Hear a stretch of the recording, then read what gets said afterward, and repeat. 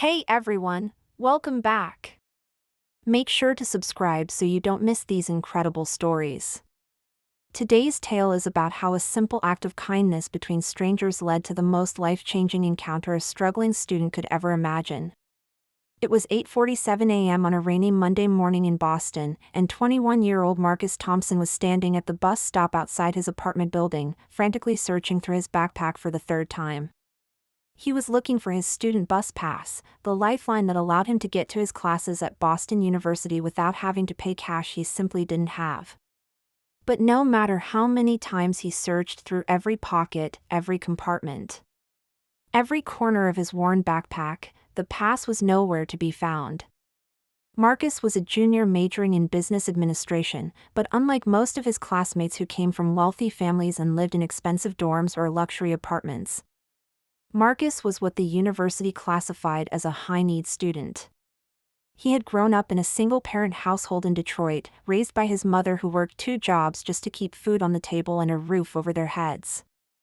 When Marcus had been accepted to Boston University with a partial scholarship, it had seemed like a miracle, a chance to break the cycle of poverty that had defined his family for generations. But the reality of being a low-income student at an expensive private university was much harder than Marcus had anticipated. His partial scholarship covered tuition, but he was responsible for room and board, books, transportation, and all the other expenses that came with college life. He lived in a tiny studio apartment in a rough neighborhood about 40 minutes from campus, worked 25 hours a week at a campus coffee shop, and carefully budgeted every single dollar to make sure he could survive until graduation. This morning, Marcus was particularly stressed because he had an important presentation in his advanced marketing strategy class, a presentation that was worth 30% of his final grade. He had spent the entire weekend preparing, researching, and rehearsing, and he absolutely could not afford to be late or miss the class entirely. Standing at the bus stop, Marcus checked his wallet and found exactly 1.73 inkashanded a bit card that would maybe $12 left on a tental list next paycheck in Friday. The bus fare was 2.40, and he needed to save what little money he had for food for the rest of the week. Marcus felt a familiar knot of anxiety in his stomach, the same feeling he got whenever his financial situation reminded him how precarious his position really was. He was one missed paycheck, one unexpected expense, one lost bus pass away from not being able to continue his education. As the bus approached, Marcus made a desperate decision. He would get on the bus and explain his situation to the driver, hoping for compassion.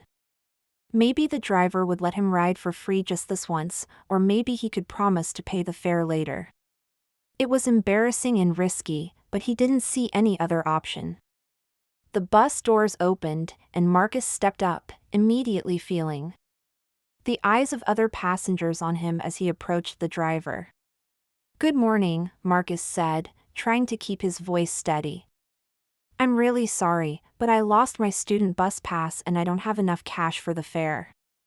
I'm a student at BU and I have a really important presentation this morning. Is there any way?" The bus driver, a middle-aged woman with tired eyes, shook her head before Marcus could finish. "Sorry, kid. No fare, no ride. Company policy." Marcus felt his face burn with embarrassment as he heard other passengers shifting impatiently behind him. He was about to step off the bus when a voice from behind him spoke up. "Excuse me, I'll cover his fare." Marcus turned around to see a man in his 40s standing up from a seat near the front of the bus. He was well-dressed but not flashy, wearing a simple navy suit and carrying a leather briefcase. He had kind eyes and a gentle smile, and he was already reaching for his wallet. "You don't have to do that," Marcus said, feeling even more embarrassed. "I can walk." "It's no problem at all," the man replied, handing the bus driver a $5 bill. "We've all been there." "Keep the change," he told the driver. Marcus felt overwhelmed with gratitude and relief. "Thank you so much. I really appreciate this. I'll pay you back," I promise." The man waved off his offer. "Don't worry about it. Just pass it forward someday when you're in a position to help someone else." As Marcus found a seat, he noticed that the man had returned to his own seat and was reading what appeared to be a business journal. Marcus wanted to thank him again, but he didn't want to bother him further. Instead, he spent the bus ride rehearsing his presentation in his head and thinking about the stranger's kindness. When the bus reached the university, Marcus gathered his courage and approached the man as they were getting off. "I'm Marcus Thompson," he said, extending his hand. "I just wanted to thank you again. You really saved me today." The man shook his hand with a warm smile. "I'm glad I could help, Marcus. Good luck with your presentation." "What's your name?" Marcus asked. "I'd like to know who to thank." The man paused for just a moment. "David. David Chin. Have a great day, Marcus." As they parted ways, Marcus hurried toward his classroom, feeling energized not just by making it to campus on time, but by the unexpected kindness of a stranger. The encounter reminded him that there were good people in the world, people who were willing to help others without expecting anything in return. Marcus's presentation went exceptionally well. He had prepared thoroughly, and his confidence was boosted by the positive start to his day. His professor, Dr. Williams, complimented him on his research and analysis, and several classmates approached him afterward to discuss his ideas. After class, Marcus was walking across campus when he saw a large banner hanging between two buildings: Special Guest Lecture, Entrepreneurship in the Digital Age with David Chin, CEO of Chin Enterprises. Tuesday, 2 p.m., Metcalf Hall. Marcus stopped in his tracks. David Chin. Could it be the same David who had paid his bus fare that morning? Marcus pulled out his phone and quickly searched for David Chin CEO. What he found made his jaw drop. David Chin was the founder and CEO of Chin Enterprises, a technology conglomerate worth over $4.2 billion. He had started his first company while still in college and had built an empire that included software development, e-commerce platforms, and venture capital investments. Forbes had recently ranked him as one of the top 50 richest people in America under the age of 50. Marcus stared at his phone screen in disbelief. The man who had casually paid his $2.40 bus fare was worth billions of dollars. A billionaire had helped him get to class, and Marcus had offered to pay him back. The next day, Marcus made sure to arrive at Metcalf Hall early. He wanted to get a good seat for the lecture, but more than that, he wanted to see if it was really the same David Chin who had helped him on the bus.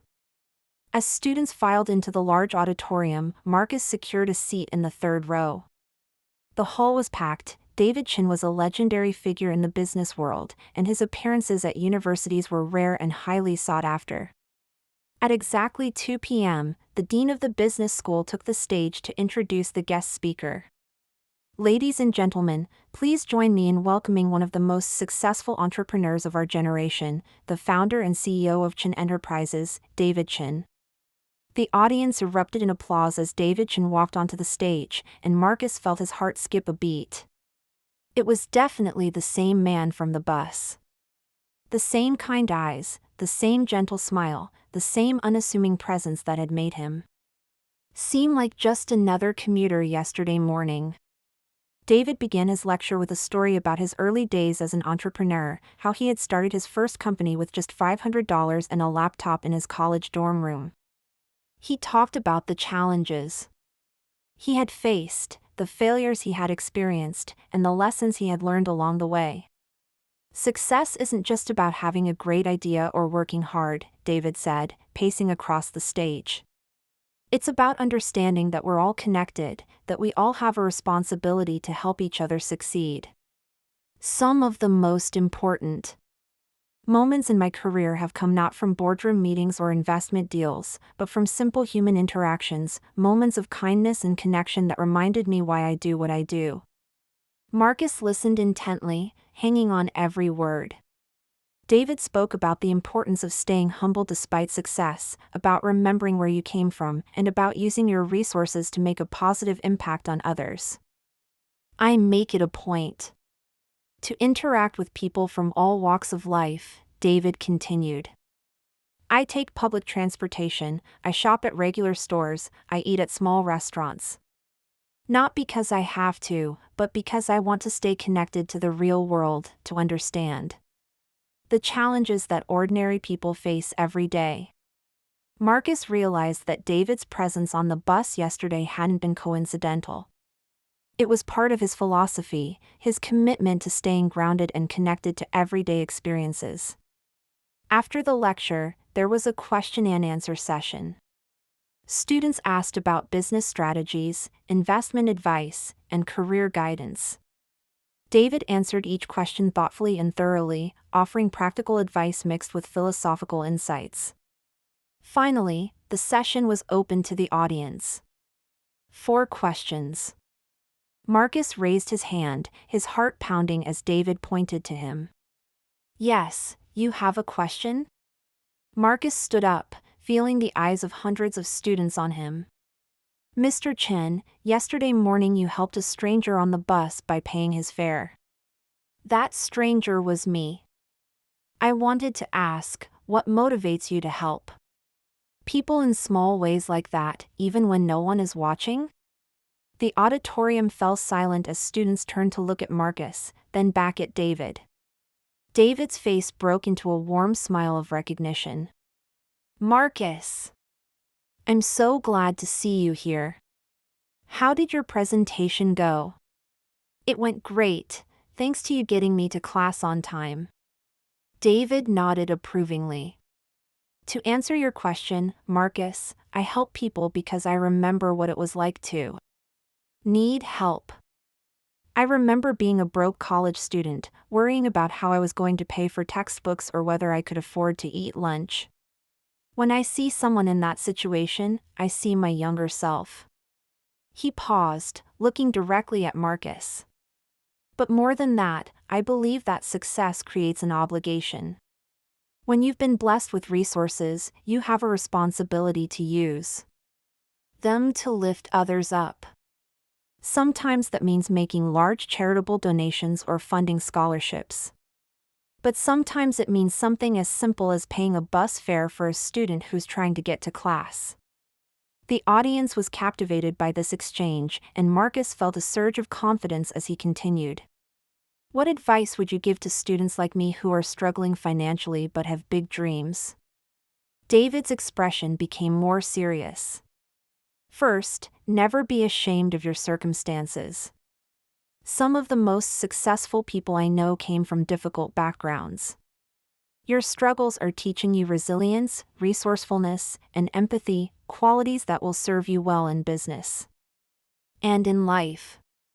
He walked closer to where Marcus was sitting. Second, focus on what you can control. You can't control your family's financial situation, but you can control how hard you work, how much you learn, and how you treat other people. Excellence and integrity will always be noticed, even if it takes time. And third, David continued. Never forget the people who help you along the way, and always be ready to help others when you're in a position to do so. Success isn't just about what you achieve for yourself, it's about what you enable others to achieve. After the formal Q&A session ended, David was surrounded by students wanting to network and ask additional questions. Marcus waited patiently at the edge of the crowd, hoping for a chance to speak with David privately. Finally, as the crowd thinned out, David approached Marcus. I'm really glad you were here today, Marcus. And I'm impressed that you had the courage to ask that question in front of everyone. I wanted people to know what kind of person you really are, Marcus replied. What you did yesterday meant more to me than you probably realize. David smiled. Actually, I think I do realize. I've been in your shoes, remember? Marcus, can I ask you something? What are your plans after graduation? I'm hoping to get into marketing or business development, maybe work for a startup or a growing company. I want to learn as much as I can before eventually starting my own business. David nodded thoughtfully. What kind of business do you want to start? Marcus hesitated, then decided to be honest. I want to create a platform that helps low-income students access resources and opportunities. Scholarships, internships, mentorship programs, even simple things like textbook exchanges or transportation assistance. I know firsthand how many barriers there are for students from disadvantaged backgrounds. David's eyes lit up with interest. That's a fantastic idea. There's definitely a need for something like that. Have you started working on it at all? I've been researching and planning, but I don't have the resources to actually build anything yet. I'm hoping to save up some money after graduation and maybe find some partners who believe in the concept. David was quiet for a moment, clearly thinking. Marcus, would you be interested in an internship this summer? Chin Enterprises has a program for promising students, and I think you'd be a great fit. Marcus felt his heart race. Are you serious? I would be incredibly interested. I'm completely serious. The internship pays well, and it would give you exposure to all aspects of running a business, operations, marketing, finance, strategic planning.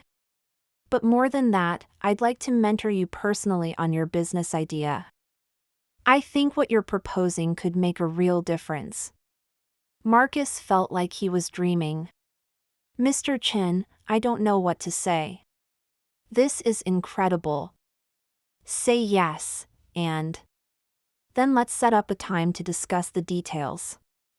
I'll have my assistant contact you with the information.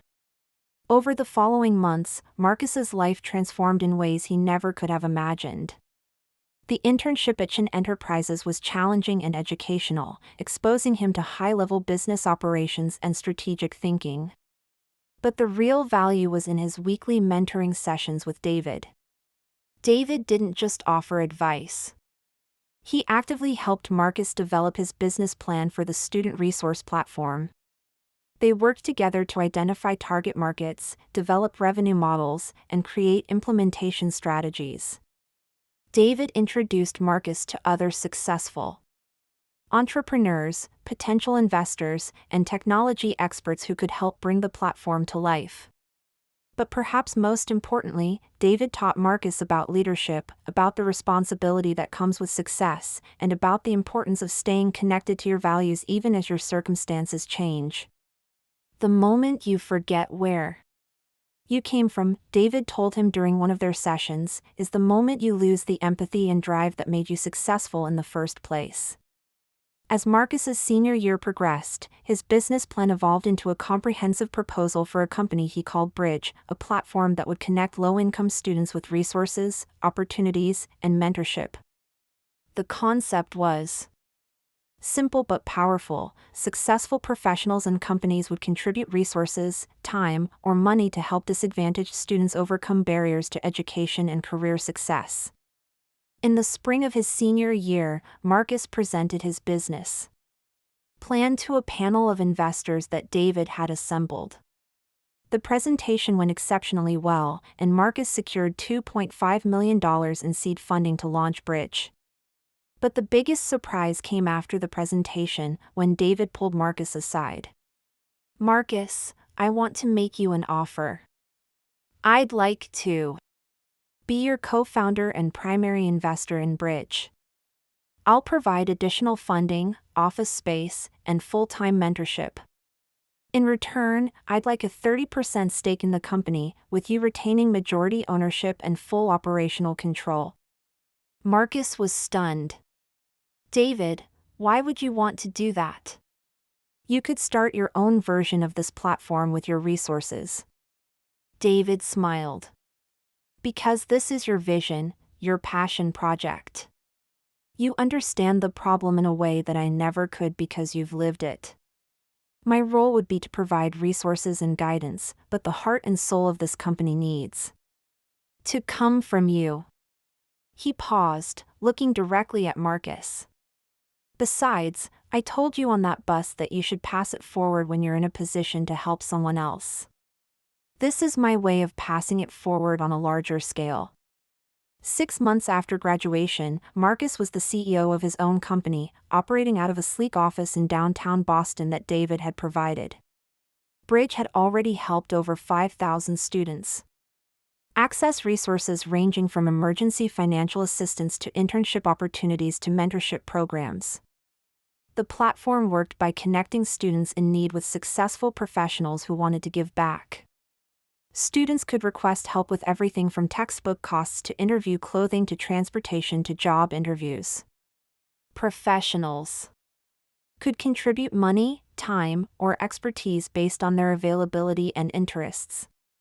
One of Marcus's favorite features was the Pay It Forward program, where students who had received help through Bridge were encouraged to help other students once they were in a position to do so.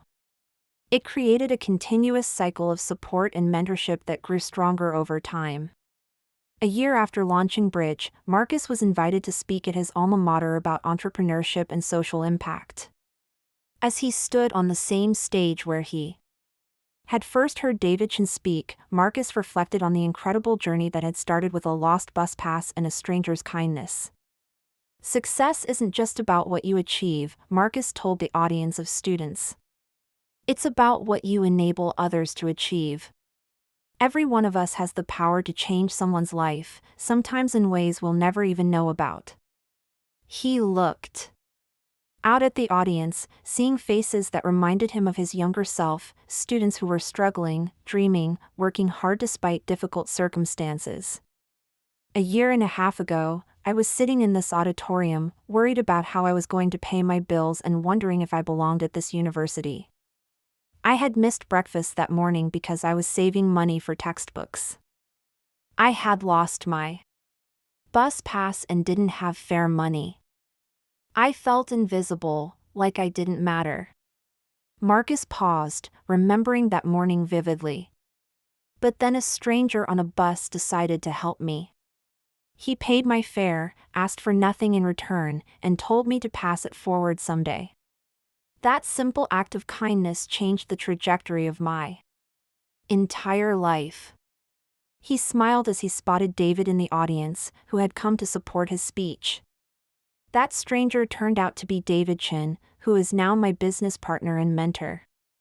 But here's the thing, his kindness would have been just as meaningful if he had been a fellow student, a working parent, or anyone else who chose to help a stranger in need. Marcus concluded his speech with a challenge to the students. Look around you. There are people in this room who are struggling, who are one missed meal or one missed bus ride away from giving up on their dreams. You have the power to be the person who helps them keep going. You don't need to be a billionaire to change someone's life. Sometimes all it takes is $2.40 and the willingness to see someone else's humanity. After the speech, Marcus was surrounded by students asking questions and sharing their own stories of struggle and perseverance. Several students approached him about getting involved with Bridge either as recipients of help or as future contributors. Later that evening, Marcus and David had dinner at a small restaurant near campus, the same kind of place Marcus used to go when he could afford to eat out, which wasn't often. I'm proud of what you've built, David told him.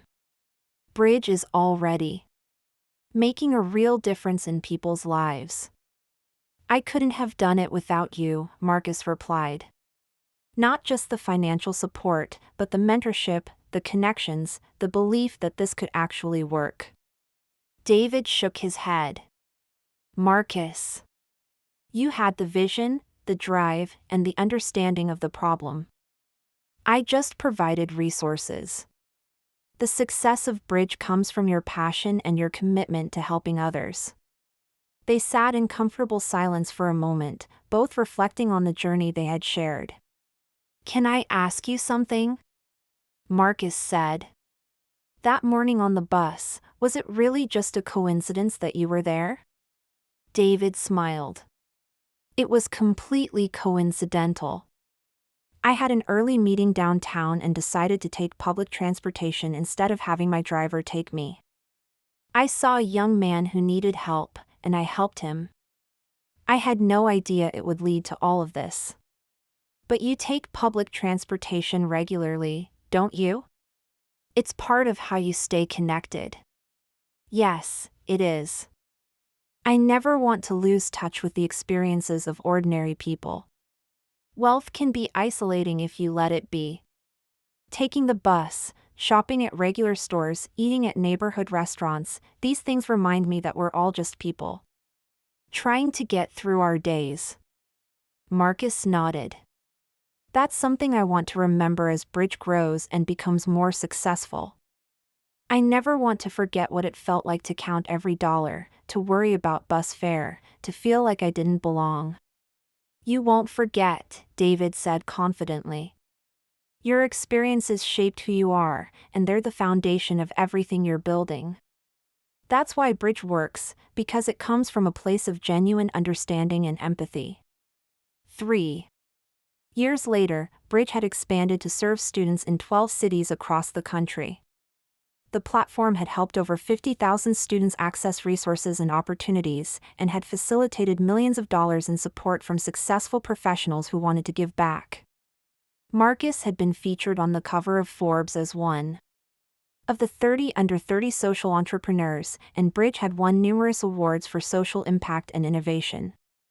But the recognition that meant the most to Marcus came from the students whose lives had been changed by the platform. He received hundreds of messages from students who had received help through Bridge, students who had been able to afford textbooks, students who had gotten interview clothes for their first job interviews, students who had found mentors who guided them through difficult decisions.